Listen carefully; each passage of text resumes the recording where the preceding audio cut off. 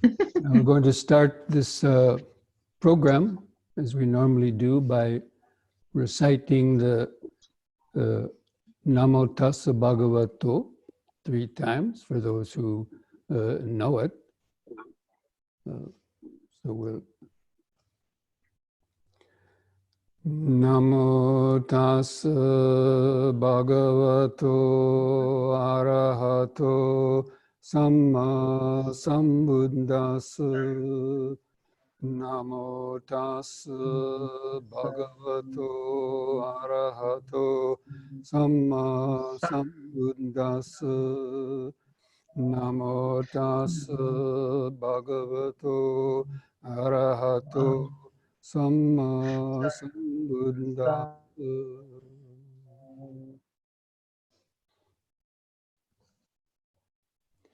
So, Dhamma friends, again, welcome you for this Dhamma talk, this second talk of Dhamma during the pandemic series, and I hope you've been keeping well from last week or in general.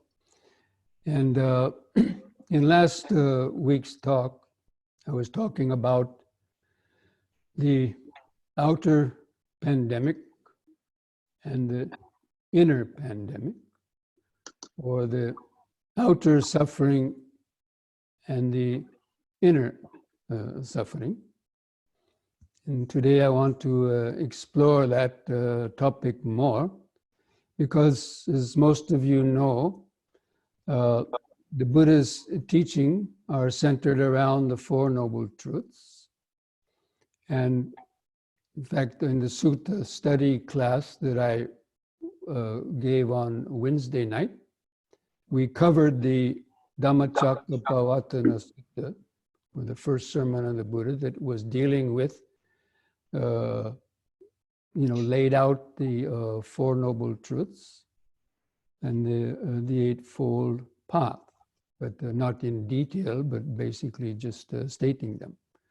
So I want to go in and explore the First Noble Truth a little bit more, because in the sutta, it said that the noble truth, the first noble truth, should be understood, and it should be fully understood. And then when one contemplates it, then when one attains realization, enlightenment, then it has been fully understood. So anyway, the Buddha, of course, in the Four Noble Truths, the general definition is suffering exists. What is the cause of suffering? Suffering can be brought to an end. And then the way to live, think, and meditate that can bring suffering to an end.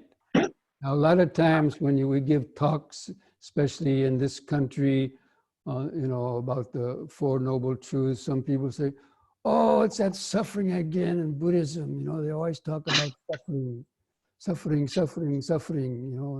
And a lot of people say, I can't relate to that. My life is good, And well, maybe if I talk to a person today, he might have a different idea. But anyway, sometimes people say, well, my life isn't suffering. I ask them, well, you ever had bad dreams at night? And they say, well,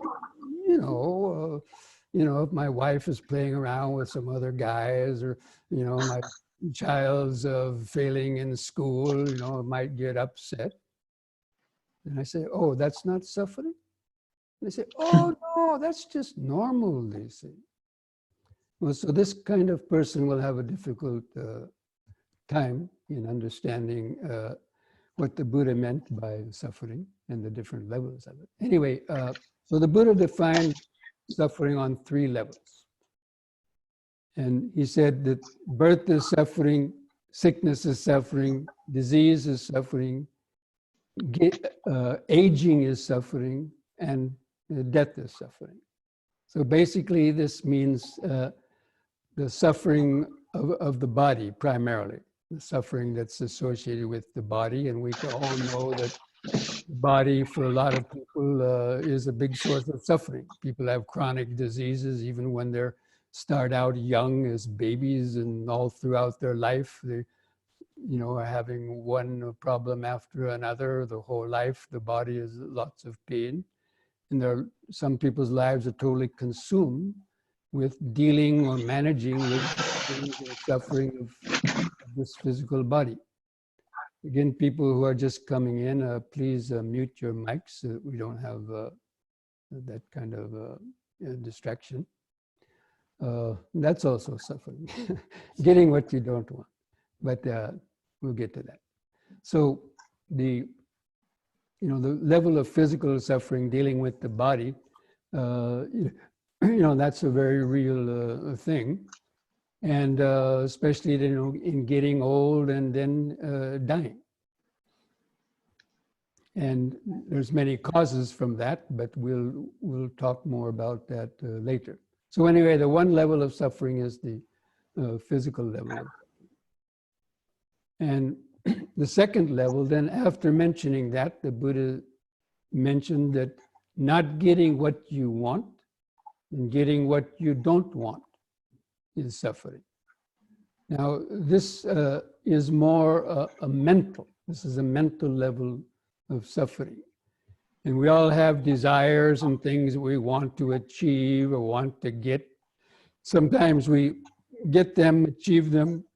Other times they get frustrated and we can't finish what we wanted or to get what we wanted. And then we have disappointment or dejection and various types of, mental agitation or then there's the not getting or getting what you don't want. That we always have to encounter unpleasant sounds, unpleasant visible objects, smells, tastes, even body sensations, pains, and we struggle to get rid of them. Even like you get an itch on your face, and you want to get rid of that, so you reach up to scratch the itch because there's something you don't like. So that causes some agitation. Getting what you don't want, or you hear unpleasant words from others. They use abusive language, or they talk a bunch of stupid things, and we see plenty of that on the internet news, or hear it, people talking lots of things we'd rather not hear. But so not getting what you want. And this refers to the reality of the impermanence, that everything is changing and our senses are open all the time. And we're always having to experience various, pleasant sensations come by and stimulate our desire, and unpleasant sensations come by that trigger off our aversion or anger or even hatred. So the mind is always fluctuating between these kind of experiences. So that's the level of, a level of the mental suffering. And this kind of suffering is going on all the time, from gross levels to very subtle levels that often we are not aware of. We're not always suffering physically from some kind of disease or sickness, but suffering mentally. Like during this pandemic, people are suffering from not getting what they want. They lost their job, or they can't go out to the beach. Of course, now people are going to the beach, but let's say other things, right? You're told to stay 6 feet away. You can't hug your grandson, or whatever. So the level of physical suffering and the mental suffering. And then the Buddha mentioned the third level of suffering. And after mentioning this about the first two levels, physical suffering, mental suffering, he said, in short, the 5 aggregates of clinging are suffering. And the 5 aggregates aggregates of clinging. For those who have studied the Dhamma, you probably at least intellectually know what they are, but it's a little bit harder to understand. But it includes all the elements and levels of our body-mind experience, not only in our body, but even in the external world, that everything is constantly changing. And so, you know, we can never really hold on to anything very long because it's subject to change beyond our control. So we suffer on account of that, on account of not understanding that. So basically, actually, it's what I call the suffering of ignorance. It's because we don't understand the nature of our mind, that we've allowed our mind to get caught in so many types of misperceptions, delusions, attachments, aversions, and has gotten very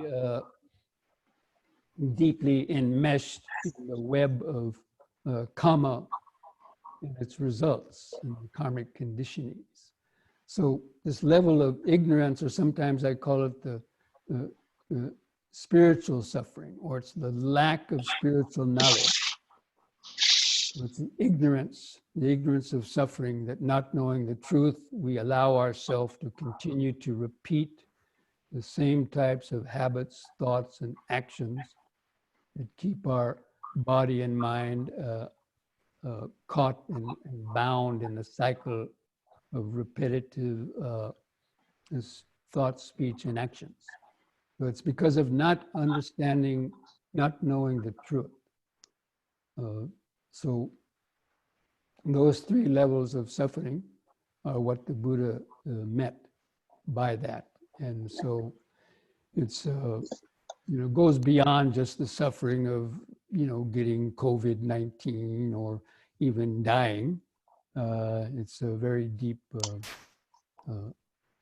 level of, the body-mind experience. So, the whole of the practice of the Dhamma really is to, understand the truth of these levels of suffering, especially with the mind. And, basically the mind is the forerunner of all condition, as mentioned in the Dhammapada, that mind, all actions are led by the mind. Mind is their master, mind is their maker. If one acts or speaks with an impure or deluded mind, then suffering will follow, like the cart wheel follows the foot of the ox. And in the same way, if one acts or speaks with the pure state of mind, then happiness follows, as your shadow follows you around. So it all comes back to then understanding, well, what is a pure mind and what is an impure mind. And, according to the Dhamma teachings, an impure mind are thoughts, actions, motivations that are motivated by, strong attachment, aversion, or greed, or anger and hatred, and ego-centered delusion. And the pure state of mind is the opposites of those, our thoughts and actions and speech motivated by kindness, generosity, selflessness, or basically the opposites of greed, hatred, and delusion. So it's, understanding that, and also and how the mind has got caught up in the web of karmic conditioning, is that, learning how to understand how the mind has got caught up in that. And so not knowing the mind really is the deepest level of ignorance. And it's understanding this mind. The whole practice of meditation is about trying to really understand the deeper nature of what our mind and consciousness is. Now, all beings are seeking to live in a state of well-being and happiness. That's the underlying drive of all life, is to, live in a state free from danger and pain, and to be relatively happy, or to avoid pain and experience freedom. And so the drive of all living life is that let's call it the search for happiness and the avoidance of pain, because the whole life revolves around the search for happiness and the avoidance of pain. And even a small little ant, you got a teensy weensy little ant crawling along the ground. You put your finger down in front of the ant, and it will stop, and it will turn around or go back because it senses some danger there. I mean, you can imagine an ant at your feet. It would be compared to you standing at the foot of the World Trade Center and looking up. And so naturally, if you put your finger down in front of an ant, it's going to, feel that danger and want to go around. It's that fear of death. So something that small as a tiny ant, there's something very conscious there, something very alive. And it's that will to want to live. So let alone an ant, then it comes to, us human beings. That we all have that desire to find happiness and to avoid pain. But yet so many people in that pursuit of happiness, they cause themselves a lot of pain, because they think they're going to find happiness in the material objects that are constantly changing, or they get addicted to objects they think are going to bring them some relief or happiness, but then in the long run, it winds up killing them in many cases, or at least making them sick or neurotic or so many other problems. So anyway, I wanted to go back, actually, you might say go back to the very beginning to try to understand what this mind is. Because it's really, you can't understand the Dhamma without understanding the nature of this mind and how this mind has arisen. So, it goes back to the moment of conception, when you were conceived in the womb. The mother or father come together and produce a one-celled organism. And then in the space of 9 months, that one-cell organism grows and multiplies to a multi-billion or trillion-cell organism of the human baby. And at that moment of conception, from the Buddhist point of view, consciousness has become connected to that material being. Whatever the mother and father, contributed to that one-cell organism, the consciousness became connected to that and basically powered its growth. And through that whole process of the baby growing up, that consciousness went to cell division. With each cell division, consciousness went into each succeeding cell. And so basically every cell of the body has a kind of consciousness. And all that was occurring basically in the present moment. That the body and mind arose together and were intimately connected. And that all happened through the natural process, through the power of nature. And all the different marvelous systems of the body were, and this intricate human organism, was basically, you could say, kind of perfectly made. Although, of course, there can be defects arise, but generally, and all that occurred through natural wisdom too. That it didn't require IBM computers or even doctors for that baby to grow, and all these intricate systems to develop to form the human baby. It all happened through the power of nature and what I call natural wisdom. But then, so the baby's mind, and at the moment of birth, then what happens? The baby comes out of the womb. And then what does the doctor do? One of the first things the doctor does when the baby comes out of the room, right? The big scissors, and cuts the cord, right? And then the baby becomes separated from the mother. The baby becomes separated from the source.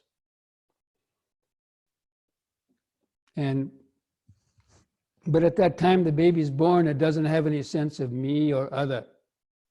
And its mind is basically still in the present moment. And it's what is called oceanic awareness. And any of you mothers know that, the baby is just, his eyes are wide open and, looking around, but there's, it doesn't have any thoughts in it. No discriminations really. And it might feel pleasure or pain, but these are just instinctual things. And it may seek to, take the milk from the mother. But basically the mind is in the present moment. But then the parents, they give it a name, little Johnny, little Susie. And all the relatives come over and start giving it all of this attention and holding it and going, Gucci, Gucci, goo. And little by little, the baby starts to, react to things. And what used to be a very expanded oceanic awareness, gradually a little nucleus of an I or a me starts to coagulate or condense sort of behind the eyeballs. And then it starts it has the feeling that it's kind of looking out. There's something looking out of the eyeballs. And there's objects out there. So the beginning of subject-object duality. And the baby starts to sense that everything from the skin inwards is me, and everything from the skin outwards is the other. And especially when it starts learning language, and then it starts focusing outside. And so it starts losing that natural connection to the present moment.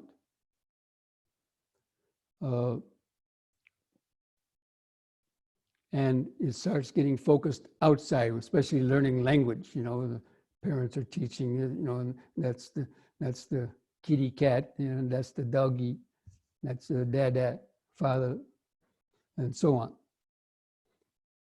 And then the sweet grandmother comes by and gives the child his first chocolate or sweet. And the baby tastes the chocolate and it gets a pleasurable feeling. And then it starts to identify the face of the grandmother with pleasurable feeling. And then maybe the grandfather holds the baby too tight, squeezes it, causes some pain, and it starts to identify the face of the grandfather with the source of pain. Maybe somebody else comes, the uncle comes and doesn't give the baby nothing. And the baby identifies the face of the uncle with, I don't care about that person, or kind of ignores them. So this is the beginning of, and then the baby starts hoping that that face of the grandmother comes again because it's wanting to get the pleasurable feeling again. And it identifies the face of the grandfather and it says, I hope that one doesn't come again because of the anticipating the pain that might come. This is all, happening more or less, unconsciously within the consciousness. And so this is the birth of the past and the future. Before the mind, the baby's mind was more or less, in the present moment, but now it starts seeing everything as in terms of the past and the future. And all the objects as it grows up, anything that gave it a pleasurable feeling, then it forms an attachment to that and is hoping that these pleasurable feelings will come again in the future.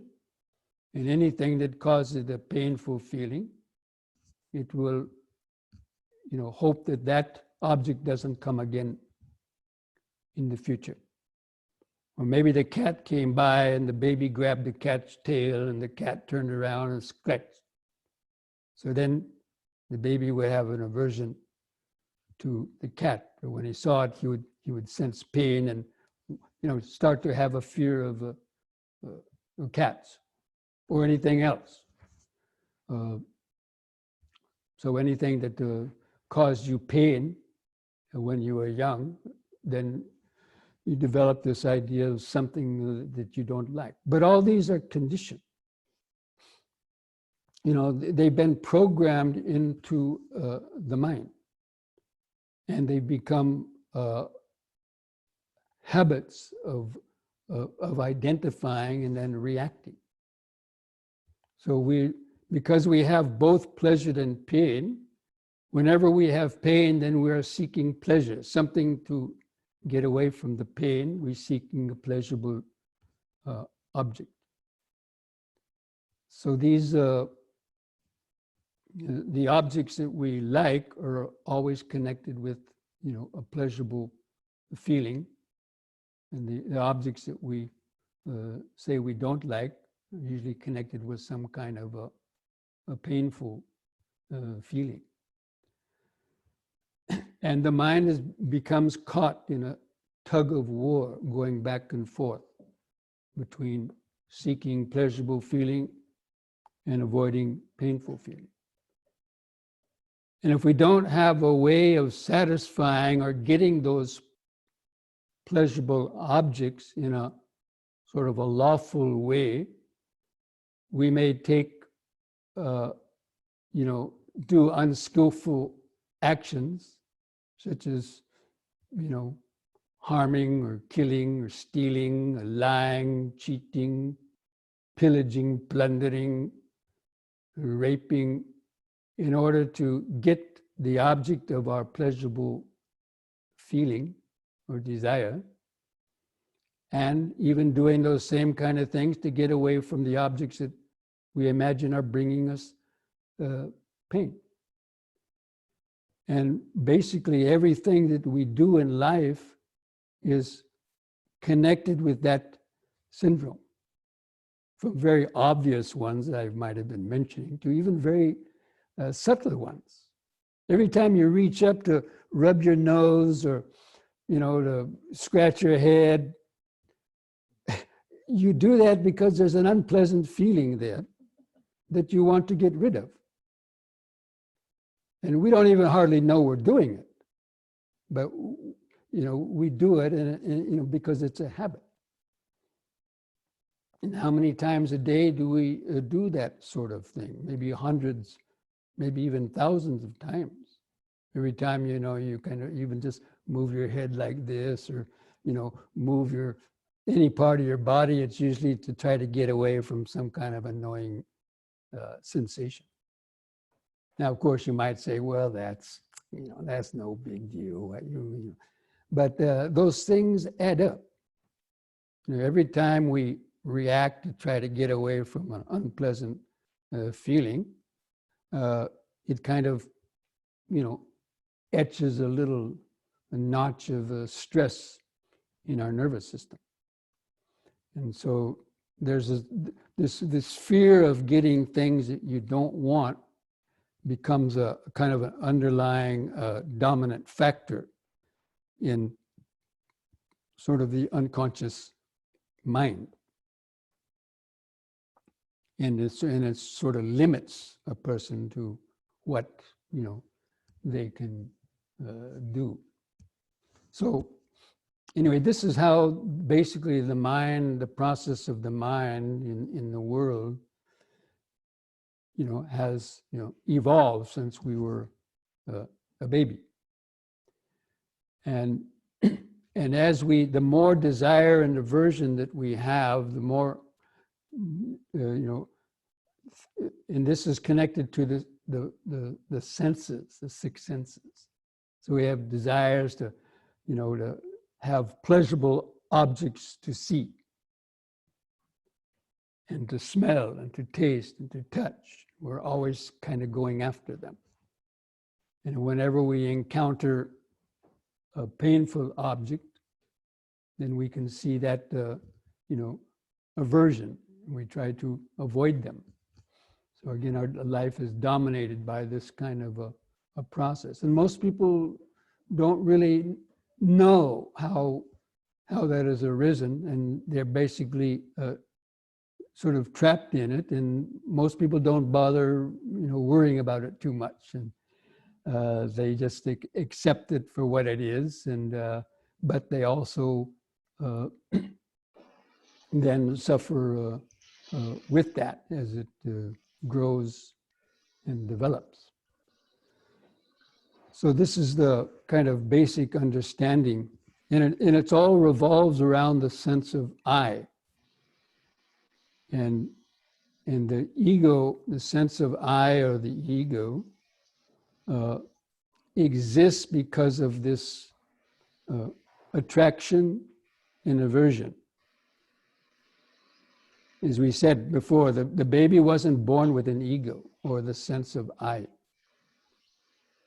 but it was created once it's got a name, and then it started, as it grew up and got languages, and then it started identifying with the different groups. Well, that's the mother, that's the father, that's other. And especially with the desires and aversions, that sense of I want that, I don't want that. And so that process together, they have developed simultaneously. The amount of desires or aversion, what increases the sense of the I. And the I is the basic delusion, because again, it intrinsically isn't existing by itself, or it isn't something you were born with. But we were born with the seed of ignorance, of course, that has come from the past. But in terms of when we were born in this life, the mind was basically in the present moment. And the more you have desires and aversions and you're looking to the future, what am I going to do tomorrow? What am I going to do next week, next month, next year, 5 years, 10 years? Each of those external increments takes you further away from your truth. Takes you further away from the source, from the present moment awareness, which is really the sort of original vibration of consciousness. And on top of that, we've lost, with that process, we've lost the connection to natural wisdom. In other words, for 9 months, this body grew in the womb without any external kind of, help, so to speak, through its own natural wisdom. And, the body knew how to heal itself, the immune system and the body is a self-monitoring thing. You eat as much food according to the weight of the body, and there's so many self-preserving and self-monitoring systems within our body and mind. So the feet were made a certain size because of how high you are, or tall you are, and so on. And so many things that everything was made, very kind of precisely, say in most cases. But that natural wisdom, so we become disconnected from that natural wisdom as we are getting further disconnected from the present moment.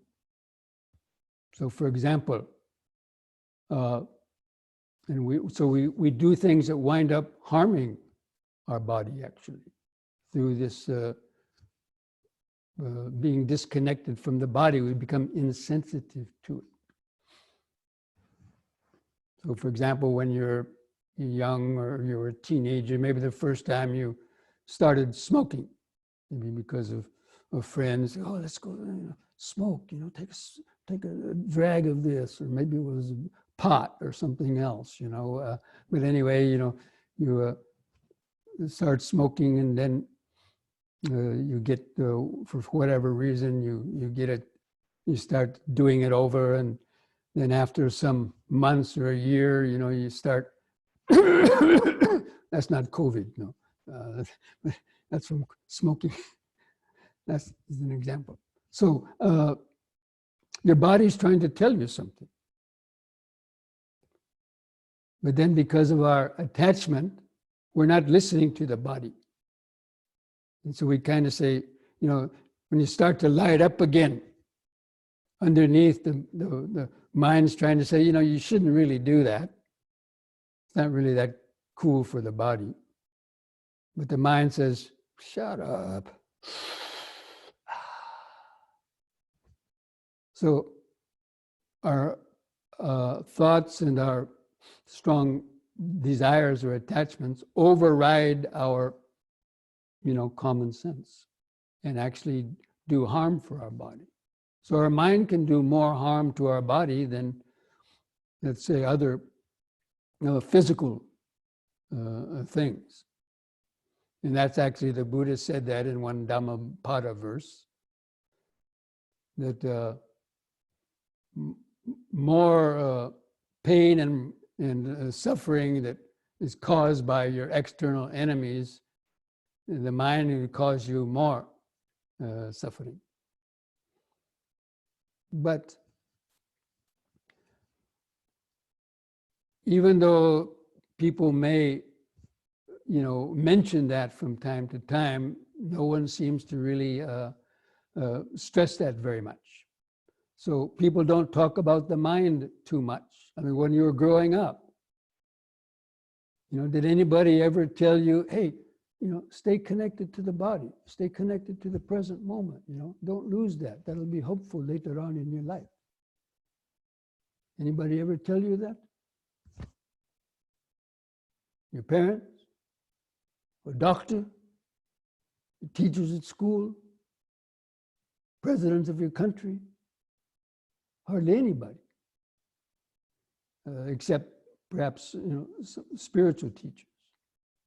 But so the thing is that we've never been told about how the mind really works, and especially about being told about how to stay centered, to the present moment, stay connected to the present moment, because in the present moment is happiness. All problems are problems of the past and future. I think I mentioned this in the previous talk. And so whenever you think about something in the past or future, then either desire arises, aversion, fear, worry, anxiety. But when you're grounded in the body's just in the present moment. And it's then that natural connection to the present moment. And so just the fact that just of remembering it and feeling it, okay, I'm sitting right now. Just sitting, even just feel the breath going in and out, feel the touch of the clothing, light little friction on the clothing against the arm, or maybe some other kind of sensations of the body. Those are all occurring in the present moment. But even just remembering it, remembering the present moment, even if you can't feel it so much, even just remembering it, and I'm sitting right now, or I'm standing right now. The body's sitting, the body's standing, the body's walking. So as long as you can remember the present moment, then that will minimize the mind running to the past and the future. But we've never been trained for that. And most people don't have much feeling in their body. And only when they, have some injury, or they're looking at themselves in the mirror, okay, they see the body externally, but a lot of them, only when they have a pain, they may feel some sensation. But otherwise, their mind is largely thinking about the future. And so most of the time, the mind is moving between the past and the future. And you remember something of the past and project it into the future with either desire or aversion or worry and fear. Again, and that process is happening all the time. And then people get, carried away. They get lost into their thoughts. So the first stage of meditation practice really is learning how to bring the attention back to the present moment, and learning how to get reconnected to the body and the breathing, because that's something that we carry around with us all the time. And this body weighs 100 plus pounds, and it's literally in your face, if you know how to feel it. It's not very far away in the breathing. So that's why the Buddha actually chose the body and the breathing as the first stage of mindfulness meditation. And actually the word mindfulness itself, the basic meaning of it is to remember, but specifically to remember the present moment. So to remember, what is this body doing right now? It's sitting, it's standing, it's walking, or it's laying down, it's bending, it's stretching, turning your head to one side, turning your head to the other side, looking up, looking down. So whatever movement the body is doing, you simply remember that. So that is, the basic mindfulness is to remember the present moment of what the body is doing. Because the body is easy to feel. It's very difficult to observe what our mind is doing in the present moment, because it's very subtle. I mean, we can learn to observe it, of course, but the average person is not able to really. They when they get caught up in their anger, then they realize, oh, I'm angry. But they don't see the early warning signals of our various emotions arising. And then it's much more difficult to kind of deal with them. So this understanding the nature of the mind, that's really the whole focus of the teachings of meditation, and especially to understand that third level of suffering, about the suffering of ignorance. And basically, ignorance means not understanding the mind, and not understanding how this mind has evolved, and not understanding the nature of ego consciousness. What is ego consciousness? How is this ego consciousness arisen? And how do we keep perpetuating it and generating it moment by moment? And so if we don't understand that, then that ego consciousness can become, you could say, Frankenstein's monster. As we can see in some people, they're so dominated by the egos that they create a lot of suffering for their self and others. So, and also another very profound statement by the Buddha was that the world, the arising of the world, the ceasing of the world, and the path leading to the ceasing of the world is right within this 5 or 6 foot long body with its nervous system, feelings, memory, and consciousness. And so that is really the underlying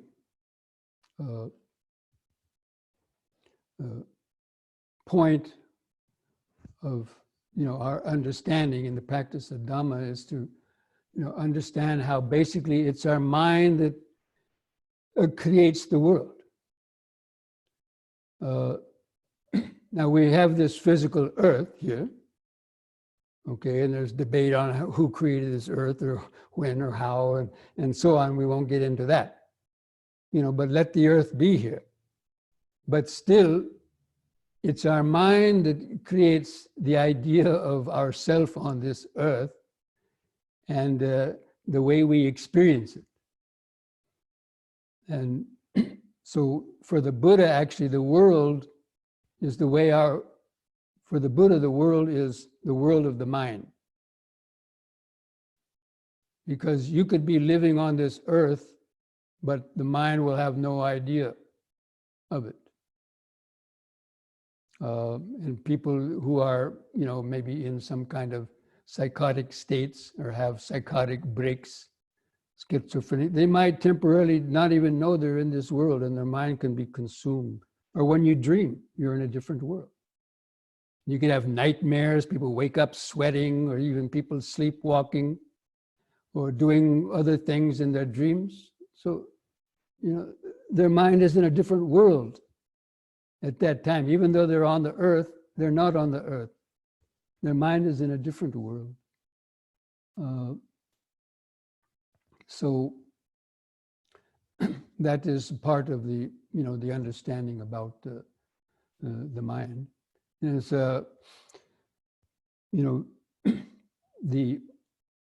in the Western world, Western scientists, or even since, hundreds of years ago, they've been interested in, the nature of this physical earth. Who created the earth? How old is it? Who created the universe, the solar system? And so they're trying to discover the exact age of the earth, as if it was really important. So they're, sending up missiles to blow apart, comets or something, in order to try to get some rock pieces, to examine them and see exactly what date they might have, the Big Bang might have happened, right? Or they're sending out Voyager 4 satellites to the end of the universe, because they're interested in discovering the beginning and the ending of the physical earth. but they're not interested in the beginning and the ending of the mind or suffering or ego consciousness. They haven't bothered really focusing on that. But that's where the Buddha was unique. That was his focus. He wasn't so interested in who discovered or how the earth was made or the universe, but how the mind creates the world and the world of suffering. So I usually like to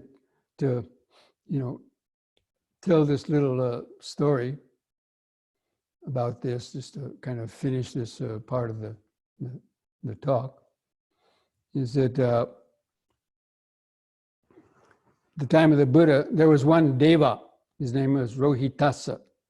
And the Deva is a celestial being that it is said that they could now walk or run, with one stride, they can cover like 100 miles.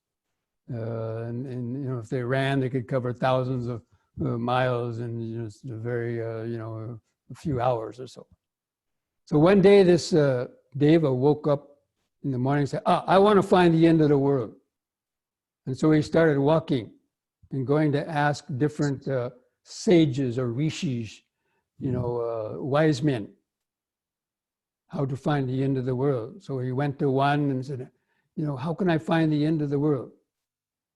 And that one scratched his head and said, go ask the other guy. So he went to another one and he got the same answer. And he kept on going to various renowned meditation masters asking them the same question. And finally, one of them said, why don't you go ask Mahabrahma? He's the one who is supposed to have created the world. He said, that's a good idea. Yeah, I'll go ask the person who created the world. He should know. So, with his power, he went all the way up to the Brahma world, and Mahabrahma was talking to his other, his disciples, or the lesser kind of gods there. And he, went up and tapped him on the shoulder and says, Mahabrahma, tell me, how do I reach the end of the world? And Mahabrahma said, shh, don't speak so loudly. I don't want my disciples to hear you. I don't know. Go ask the Buddha. So here's Mahabrahma telling this Deva to go ask the Buddha how to reach the end of the world. So he does that. He goes back and comes to the Buddha and tells him the whole story. And the Buddha says, my dear Rohitasa, you're never going to find the end of the world by traveling, by physically traveling.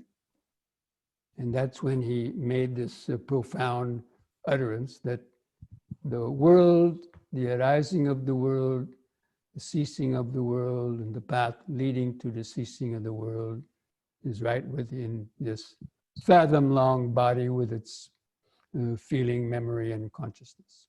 So that's how we as meditators and practitioners of the Dhamma, how we should kind of approach this idea of, why we are meditating, or the nature of suffering. And going within the mind to try to discover these subtler truths that are found within the mind. The mind is a many layered phenomena. And it's got many, many, many, many layers.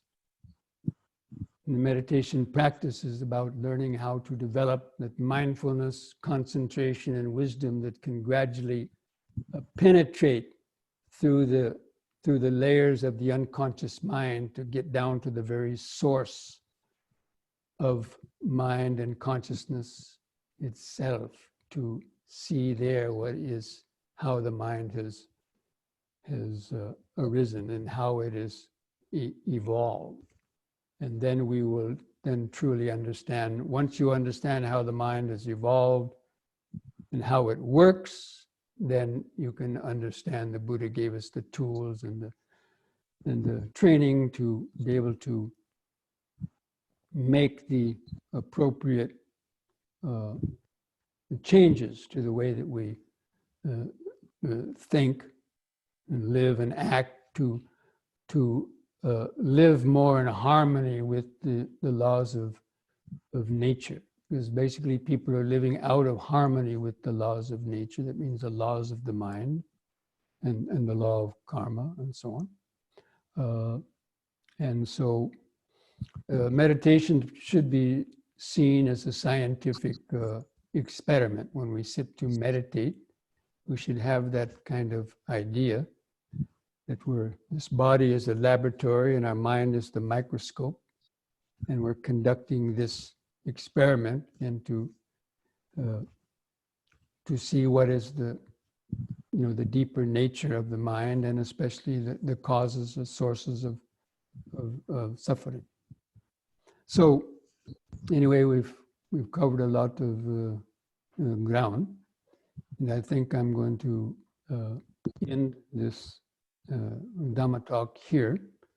And some of you may have already been writing some questions. So if you have any questions that came up during this talk, you can, if you want to write it down on your little chat form there, you can do that, and I'll try to answer them. So we'll have a little questions and answers session now, and after that, then we're going to have a meditation. Okay? So I'll just go to these chats and see what is there so far.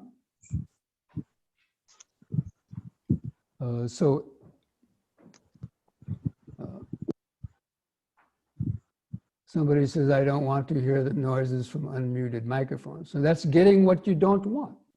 Okay, it's only a noise. Now we have to use the Dhamma. Okay, it's just noise. Why is a little noise hurting you? You have a college degree or you have a big job. Why would a noise like that bother you? So that's the way we have to apply, getting what you don't want. So you're getting upset. Anyway, but even though we ask people to mute their mics, some people may not have been hearing that.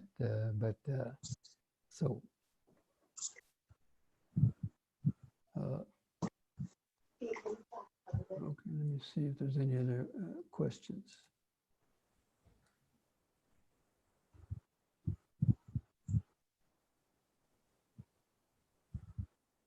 It doesn't look like there's any more questions yet. Is anybody writing something? Oh, here's a question. Can you please talk about habits?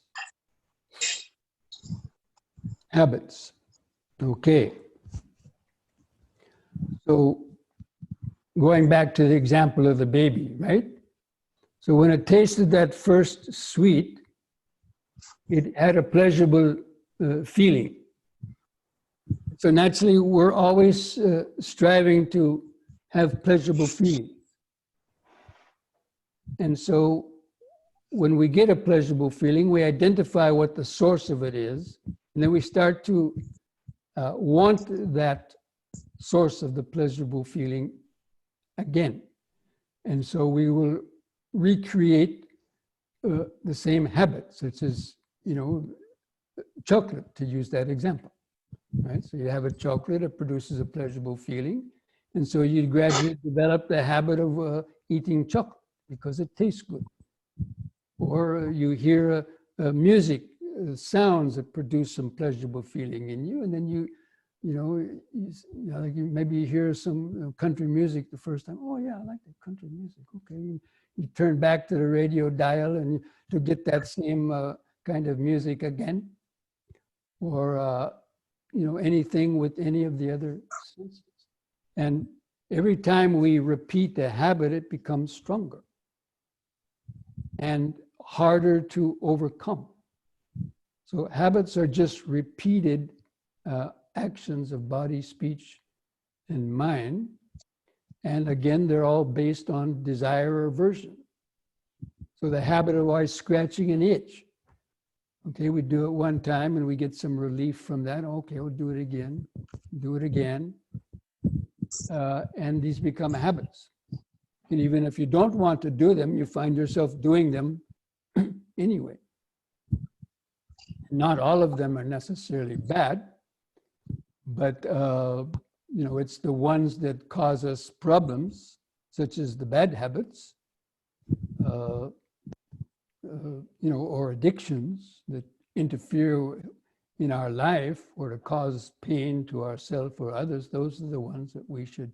And the way you change them is by observing the intention.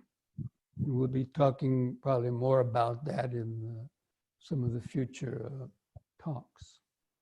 But basically, habits are simply repetitions of anything becomes a habit.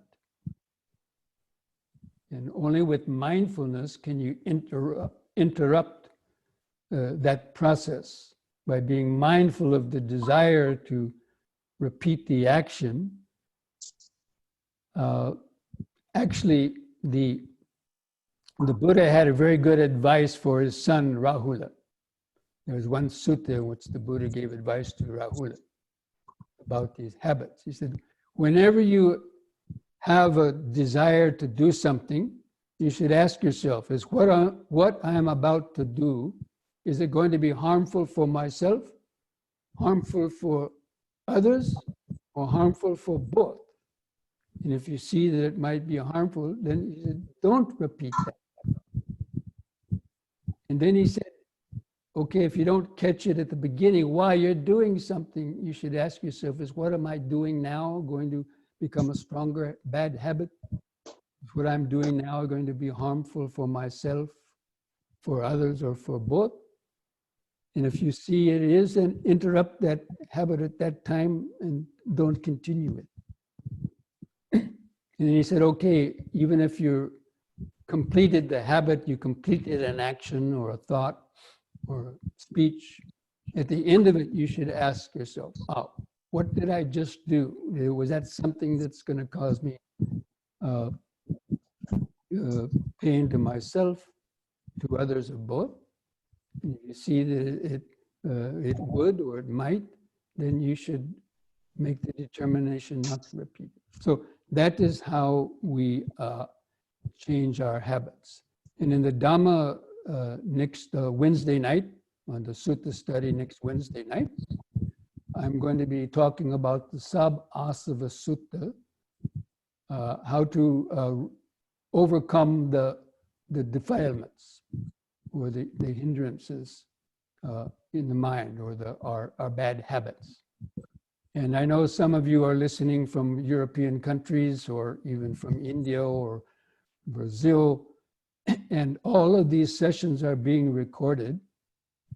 And I'm posting the recordings online on my blog and on the Lion of Wisdom website.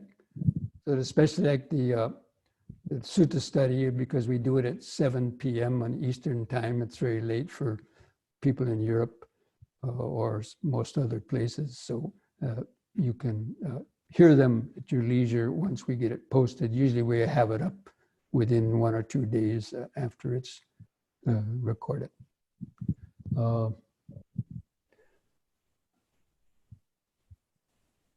here's a question. I have a habit of munching and snacking. Is it due to restlessness? How to overcome it? Well, yeah, all these habits, there are some kind of neurotic habits, restlessness.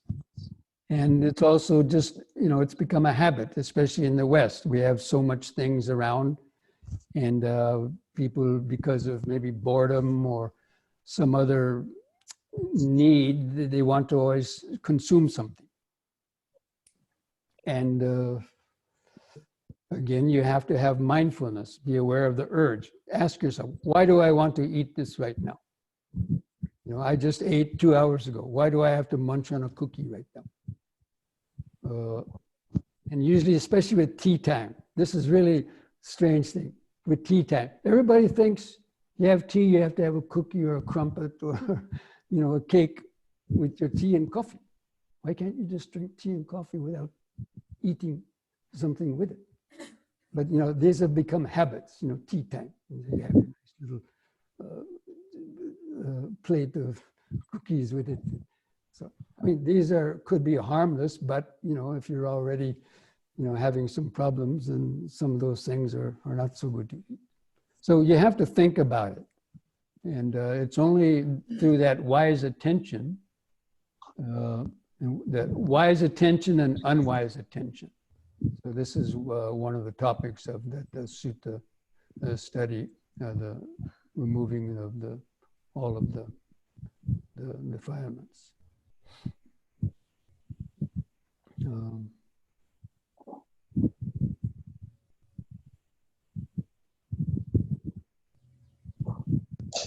Here's a question: is mindfulness a part of remembering? Mindfulness is remembering. The main function of mindfulness is to remember, but especially remembering the present moment and remembering what is wholesome and what is not wholesome. That's part of clear comprehension. One thing is there's mindfulness, and then there's another part of mindfulness which is not always mentioned. It means clear comprehension. That means understanding what you're mindful of. Is this thing I'm experiencing now, is it something that's annoying? Is it something pleasant? Is it something painful? Am I going to react to it? And it's just like the Buddha was saying, before you do something, is what I'm about to do, is it going to be useful or harmful for myself or others or not? And then based on that, that's part of mindfulness and the clear comprehension. Anyway, we'll probably talk more about that later. This question is about, you mentioned that you have a Dhamma session for children on Saturdays via Zoom. It's not open to the public really, but it's mainly Sri Lankan children, and their parents had wanted to have the Dhamma school. So because their Dhamma schools at the temples are not functioning now because of this virus problem. So I'm trying to do something to teach them a little Dhamma and meditation on the Zoom, but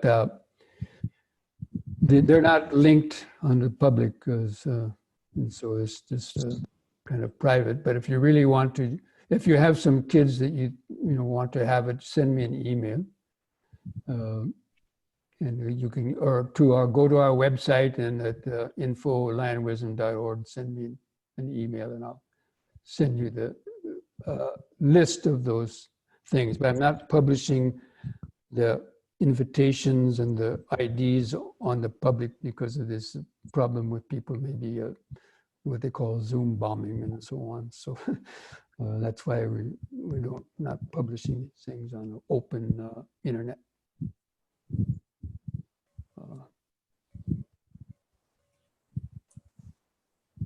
You mentioned samadhi in the last talk, that meditation stage. I'll be talking about that later. Yeah. Okay.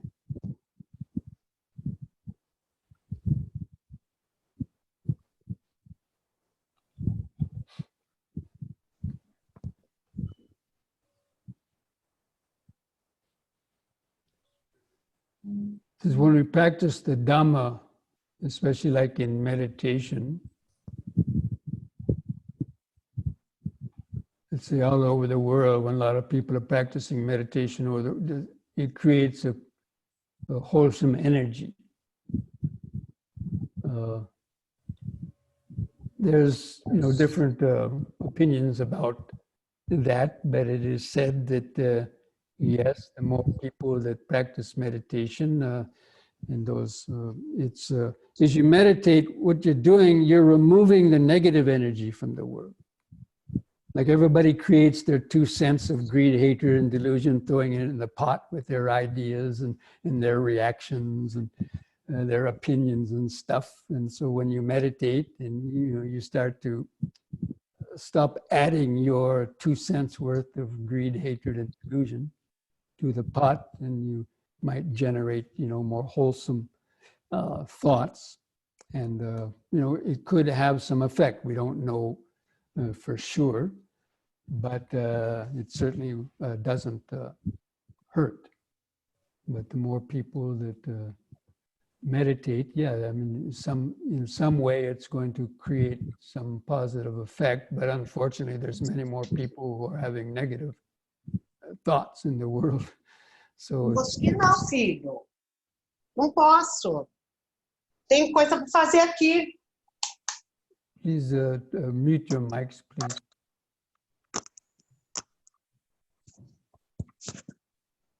But, you know, they're having a lot of global meditations and, you know, asking everybody to meditate for certain times. And that's certainly a good thing to do. It's good for you. And, you know, if it has an effect in the world, so much the better. If it doesn't, at least you have benefited from that. So we should think about what we're doing when we practice the Dhamma. We're practicing for ourselves, but we're also practicing for others. When we help ourselves, we help others. And when we help others, we help ourselves. So it's a kind of a two-way street on that. Okay, I think that's enough now, because we want to now get ready to do a little meditation. So we're going to take a short little break, 1 or 2 minutes, if you have to use the restroom or drink some water. But first I'm going to be leading you through a few simple stretches and some deep breathing, just to help to kind of, you know, get the energy moving a bit after having sat for a while. And so during this meditation, again, I want all of you please to mute your mics, and you know, you can leave your, you know, I'll be demonstrating the yoga postures, you know, first, and so you can leave your videos on for that. But during the meditation itself, we're going to mute especially the mics. Okay, so go ahead and take a couple minutes if you need to use the restroom, and come back. And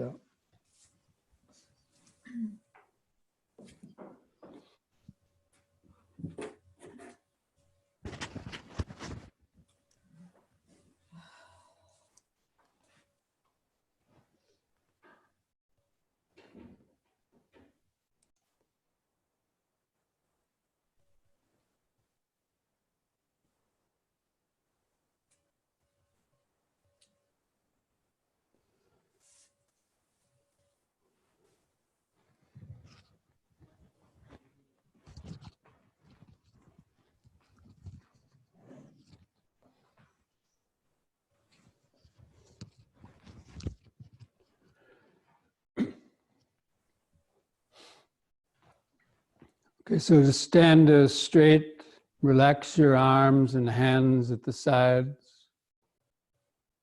Just feel your feet pressing the floor. Just gently close your eyes. Just feel the weight of the body pressing the feet on the floor. Just try to feel the height and the weight of the body over your feet. And then begin some deep, slow breathing. Try to take about 3 seconds to expand your abdomen, rib cage, and upper chest, bringing the air into the upper part of the chest and lungs. Hold the air in the lungs for about 2 or 3 seconds, and then slowly let out the air, feeling the relaxing contraction of the out breath.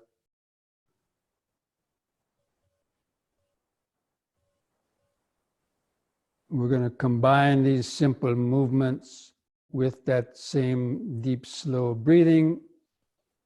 We do the movement while breathing in, holding that position with keeping the air in the lungs, and on the out breath, letting out the air and returning the body to the starting point or the opposite direction. And we repeat each movement 3 times with a longer little pause before going on to the next one. So you can open the eyes and kind of if you haven't seen these before, You can observe me as I lead you through this, but I'll be talking you through it too. If you can't see the screen, at least you can hear the instructions. So on the next in-breath, raise the arms over the head, interlock your fingers, turn the palms up, straighten the arms and stretch your head back and stretch upwards at the same time. On the out breath, turn the palms down and touch the top of your head on the out breath. Again, in breath, palms up, straighten the arms, head back, stretch up.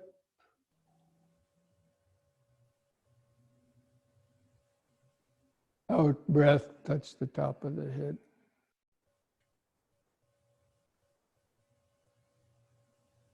Third time, try to hold that stretch a little longer.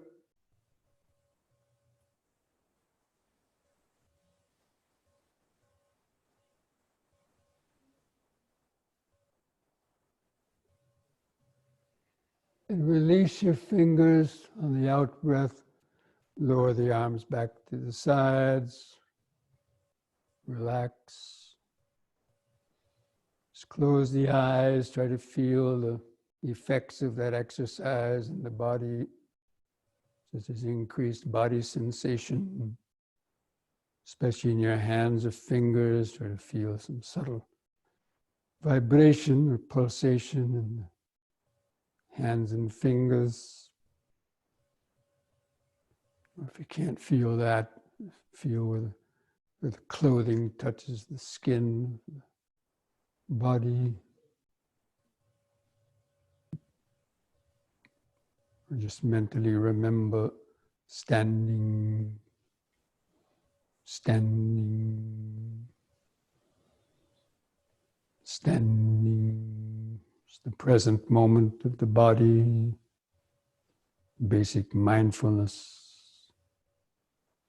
What is this body doing right now? Standing, breathing.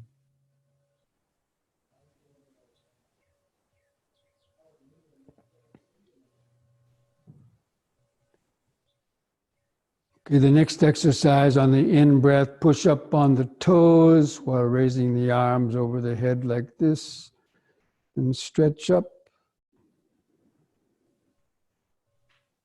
Out breath, come back down, heels to the floor, arms to the sides. Try to coordinate the movements with the breathing.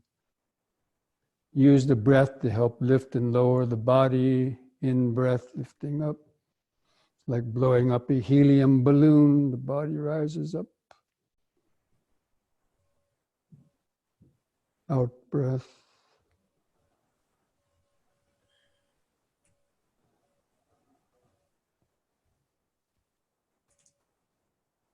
Once more, in breath.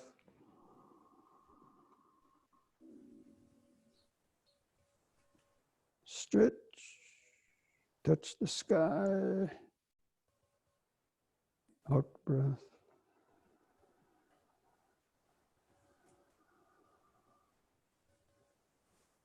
Relax. Just close the eyes. Try to feel the inner body sensations. Maybe the increased heartbeat, the pulse of blood in different arteries.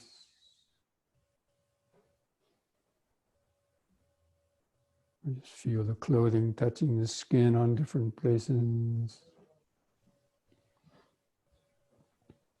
Just remind yourself of standing, standing, standing.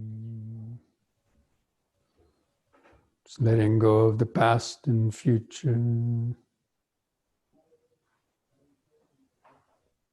Letting go of your thoughts. Just let your thoughts come and go in the back of the mind. Just keep the feeling of the standing body in the front of the awareness.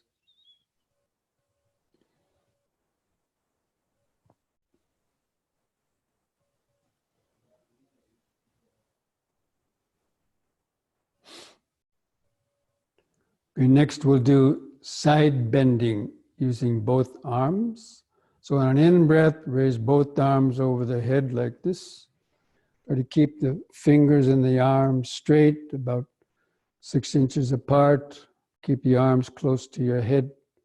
On the out breath, bend over your right side as far as you comfortably can.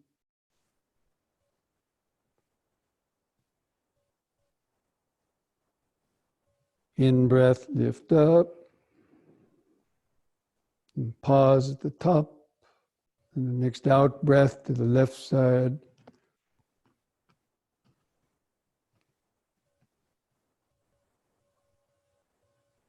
In breath up. Again to the right, out breath.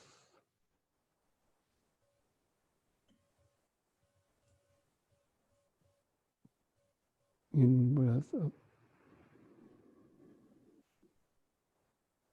Out breath left.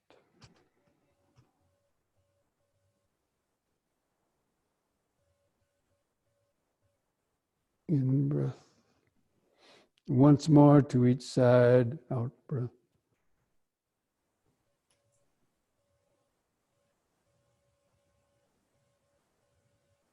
In.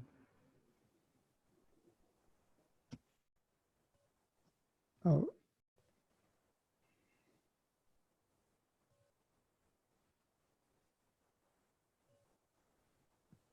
In breath. Now on the out breath, lower both arms. Relax. Just keep feeling the body. You feel your feet pressing the floor. The arms and hands hanging at the sides. Subtle pulsation in your hands and fingers. The skin of your shirt rubbing, clothing rubbing on the skin of your arms, the chest. Just remember standing, just feeling those life force vibrations.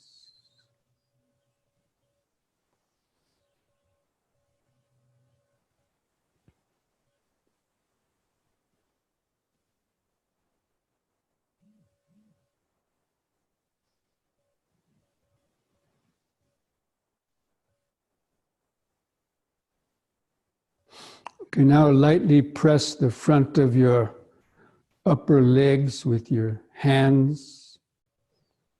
And on an in-breath, turn the palms outward, bring the hands together at the chest and then over the head. As the hands go up, stretch the head back, look up at the ceiling, arch your lower back a little bit, stretch upwards all at the same time. On the out breath, bring the hands back to the center of the chest. Kind of fan the arms back to the sides and touch the front of the legs, all on the out breath. And once more, in breath, palms outward, together at the chest, over the head. Stretch the head back, arch back a little bit. I think we're confusing. Being lawful. Out breath, hands to the chest, back to the sides. Touch the front of the legs. And once more, in breath.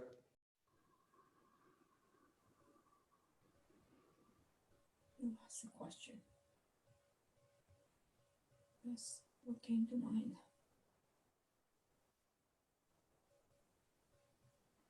Out.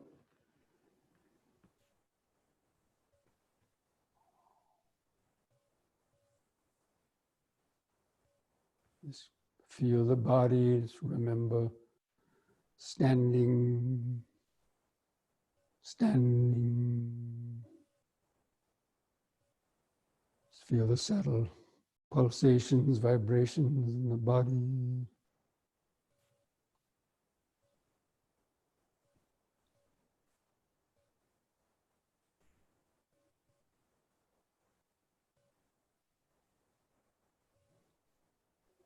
Okay, then the last exercise is simple turning the head from right to left with the breathing. So just keep standing straight, keep the chin level with the floor. On the in-breath, turn your head to the right as far as you comfortably can, to try to look over your right shoulder. Hold that a couple seconds. On the out-breath, turning the head back to the left, to look over the left shoulder. Try to concentrate into the neck vertebrae, imagining them loosening up, in-breath back to the right.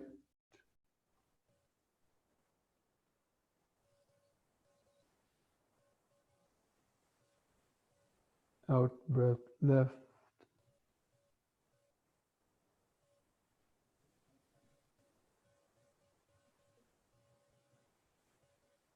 In-breath right.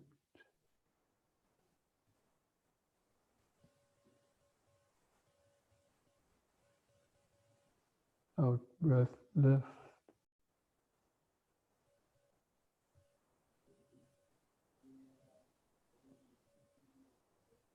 On the next in-breath, let the head stop in the center. Start to mentally feel the outline of the standing body. Feeling the feet pressing the floor. The arms and hands at the side.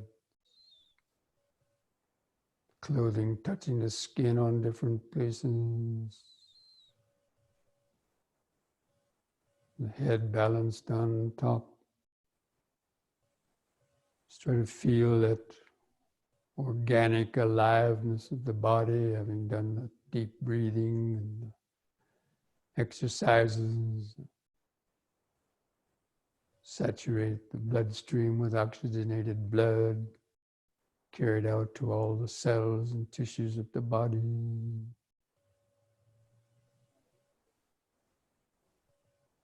Start to feel or imagine that.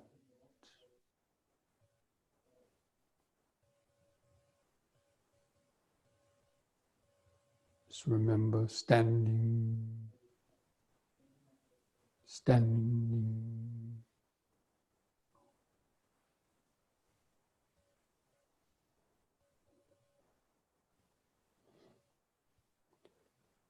Okay, now come back to your seat, get ready for the meditation.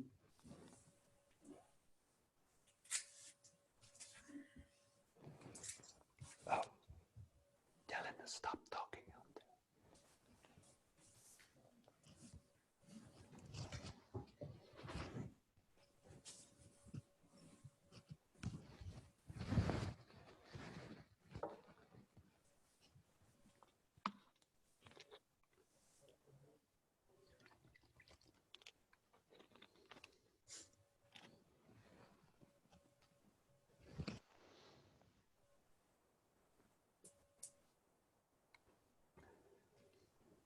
Again, turn off all of your mics. Now you could leave your videos on. I want to see if you're sleeping in meditation. If your head's starting to droop down, then I can tell you to lift your head up.